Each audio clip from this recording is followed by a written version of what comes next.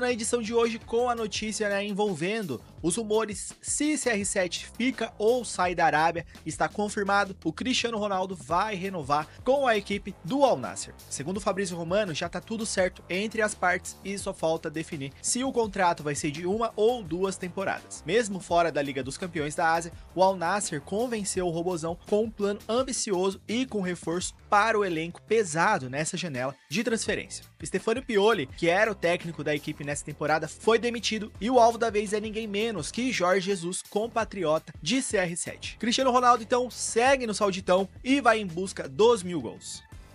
Flamengo e Bayern de Munique é o primeiro confronto das equipes brasileiras nessas oitavas de final. Domingão, às 17 horas, o Flamengo encara a equipe alemã e o clima já é de tudo ou nada e já começou, né, a rivalidade entre as equipes. Thomas Müller, lenda do Bayern, né, e lenda também da seleção alemã, deu uma entrevista e então descontraído falou que vai ligar para o Rafinha, ex-companheiro de equipe no Bayern e também ex-lateral do Flamengo, para pegar algumas dicas. Veja aí a entrevista. Você sabe sobre o time Flamengo? Você assistiu aos jogos?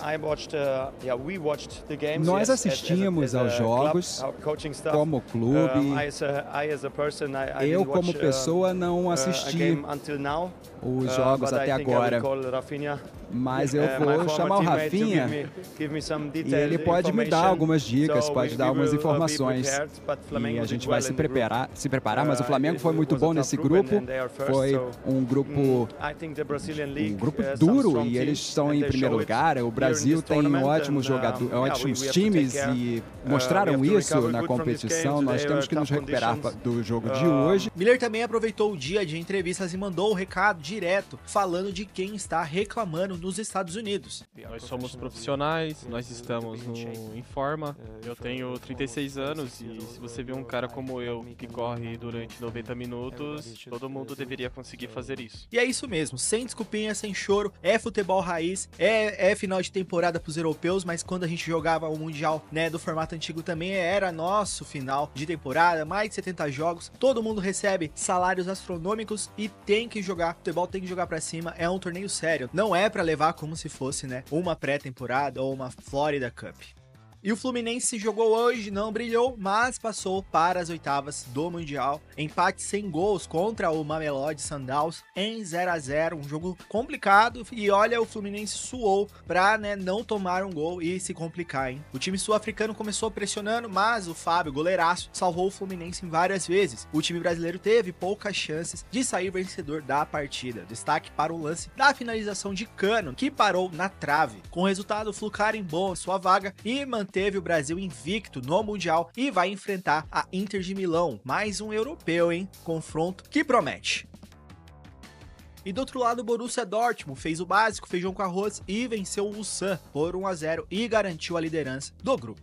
O gol saiu no vacilo da equipe coreana, onde Bellingham foi esperto, roubou a bola e serviu Svensson, que mandou para o fundo das redes. Foi um jogo sem emoção, mas com a missão cumprida, 7 pontos e a vaga para as oitavas, após muitas dúvidas, depois da estreia ruim contra o Fluminense. Agora, o Borussia vai para o mata-mata do lado da chave, dita como digna de Champions League.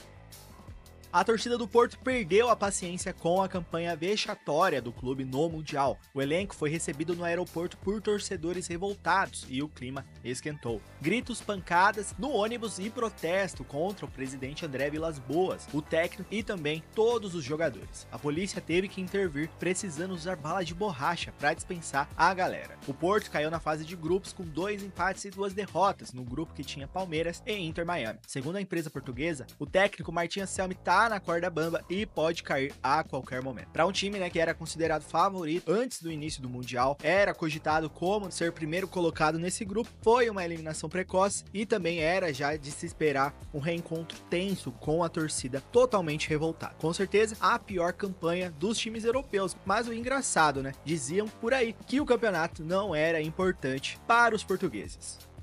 No Corinthians segue o clima de crise e agora o problema é com Memphis Depay. O jogador mandou um recado direto para a direção do clube, ou paga o que deve para ele, ou ele nem aparece na reapresentação do elenco. Segundo informações, o Corinthians deve quase 5 milhões de bônus pelo Paulistão, mais 1,5 milhão em direitos de imagem. Tudo isso está atrasado. Memphis já notificou o clube 2 vezes. A primeira foi ignorada ainda na gestão de Augusto Melo e agora com a nova diretoria. Se o Corinthians não resolver, ele ameaça cortar o uso da imagem e deixar de cumprir obrigações no contrato. Apesar do clima tenso, Memphis não quer sair do Corinthians, mesmo recebendo sondagens do exterior. O atacante deseja cumprir o contrato até julho de 2026 e não abriu conversas com nenhuma equipe nessa janela.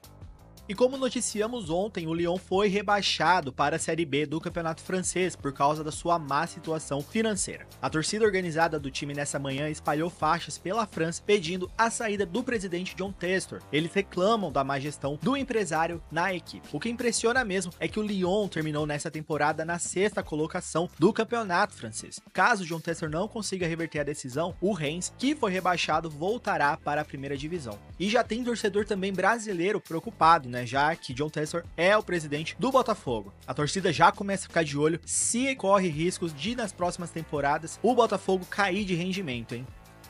Luka Modric já sabe onde vai jogar na próxima temporada. Como falamos há algumas semanas atrás, o croata tem acerto verbal com o Milan. O diretor esportivo Igor Teré confirmou que Modric vai trocar o Real Madrid pelo time italiano depois do Mundial de Clubes. O contrato vai ser de 1 ano, com a chance de renovação por mais uma temporada. O salário está na casa dos 4 milhões de euros. Fim de uma era na Espanha com uma nova na Itália. Será que o maestro vai comandar mais um meio-campo europeu e colocar o Milan de volta no mapa dos grandes clubes europeus?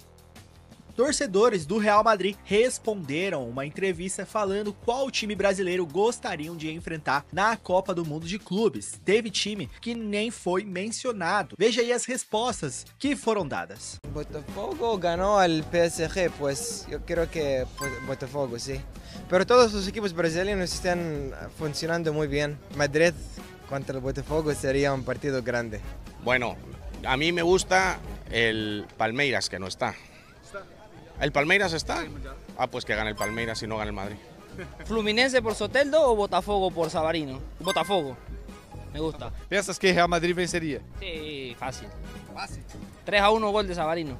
Yo digo que me gustaría enfrentar a Flamengo porque lo que he visto en la media de el admin de Flamengo bien es funny, chistosillo contra los en el Twitter. Botafogo. Ahorita siento que el que viene como más viene de tumbar al PSG, que era el favorito, viene de ganar Champions y cayó ante el Botafogo. Creo que sería uno ahorita de los que diríamos que lo darían por favorito de los equipos brasileños. Palmeiras. Uno de mis favoritos jugadores es Richard Ríos y creo que Palmeiras son muy buenos y tenemos jugador Hendrick que apenas vino de Palmeiras, entonces estaría bonito que se enfrentara con su viejo equipo. Me gustaría que se enfrentaran al Palmeiras. Porque está Richard Ríos y me gusta el equipo. Es un muy buen equipo, defienden bien, atacan bien, hay potencial de un buen partido realmente. Botafogo. Botafogo porque está Savarino y apoyamos mucho